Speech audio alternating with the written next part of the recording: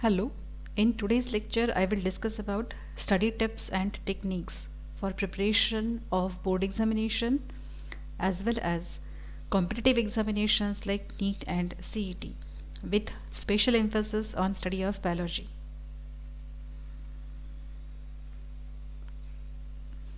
So before studying the tips, let us look at the syllabus.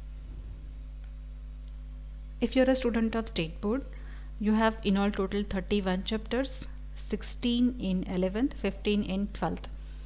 If you are a CBSE board student, you will be studying 38 chapters, 11th, 22 chapters, and in 12th 16 chapters. One of the main competitive examination is MHCET, and this examination is based on Maharashtra State Board textbook. The another examination for medical entrance studies, that is NEET, is based on NCERT syllabus. So let us first see the framework of these two examinations. MHT CET examination will be of 200 marks. It is differently conducted for PCB students as well as for PCM students.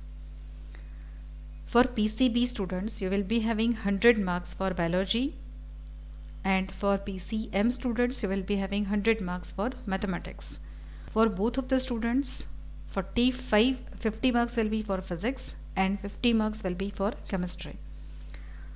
So in all, you will be having 200 questions. Each question is going to carry 1 mark, and there is no negative marking for this examination. Total duration of the examination is 90 minutes. Now let us look at the NEET exam pattern. NEET exam is conducted for a duration of 3 hours. Total number of questions are 180 for 3 subjects: physics, chemistry and biology, including botany and zoology. So for physics, you are going to have 45 MCQs. For chemistry as well, you are going to have 45 MCQs. And for biology, you are going to have 90 MCQs. So in all, there are a total of 180 multiple choice questions. Each is going to carry 4 marks. So total examination is of 720 marks. There is negative marking for this exam. So for every wrong answer, -1 marking will be given, and for every correct answer, you will get 4 marks. Let us now see how to prepare for these competitive exams. Tip number 1 is stay focused. So whatever your aim is for CET, NEET as well as board preparation, your focus should be on your textbooks. Do not ignore the concepts in your textbooks. So prefer to state board, whatever state board textbooks you have or CBSE textbook you have, you should first go through the concepts. Definitely along with these textbooks, you may need to refer to one of the reference books. So you may go for 1, 2 or 3 different reference books. But I will recommend that you should prioritize 1 or 2 reference books. Do not collect a long list of books. Just go for 1 or 2 main books and stick to those books only. Tip number 2, this objective pattern. Now for board examination, your pattern will be subjective, and for competitive examination, pattern will be objective. Do you need to study differently for these two exams? In my opinion, actually, the answer is no. But it is, so let us set an example of a epic story from Ramayana. If you are giving a competitive board examination, then I will ask you a question. Write a note on Rama, describe Rama for 4 marks, write a short note on Rama, like that. But if it is the same thing for objective pattern, you will be having a question like, what is the name of Ram's wife?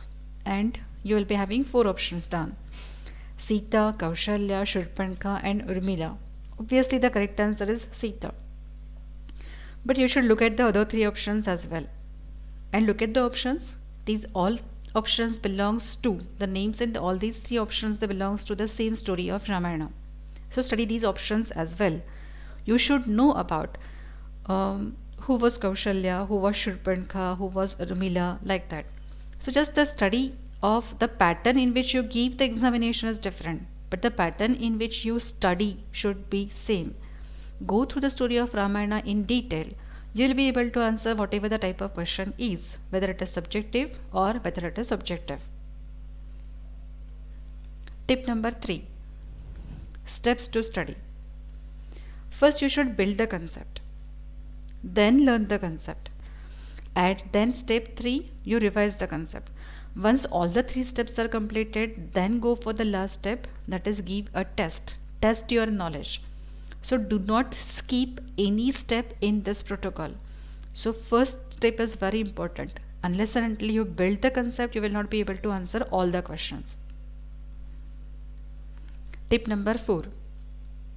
Study the question paper always. Most commonly when we solve lot many question papers, we just focus on the correct answer. If you are a question and you have a correct answer, you don't read whatever is given in other 3 options. So I will recommend that once you have the correct answer, you should also go through other 3 options. Look what is given in these options and just check out whether you have a knowledge about these concepts also or not. So this way you should study the question paper also. Then let us see tip number 5. Knowledge about any subject. Obviously I should know the concept formation. Collect the information of those topics and present them in a proper manner. And add your experience to this. Then your knowledge will be built. Obviously your brain is very important in doing all these things, but I think your brain is under the control of your mind. Unless and until you feel fresh, stable, calm, your brain is not going to work.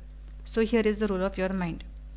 So your brain and your mind work in coordination. Rather, I will say that the whole thing is controlled by our mind. If you are happy, if you are delighted, you will study the concepts in ease. But if you are not happy, you are very sad, then you will not learn these concepts even though they are explained in a very simple way.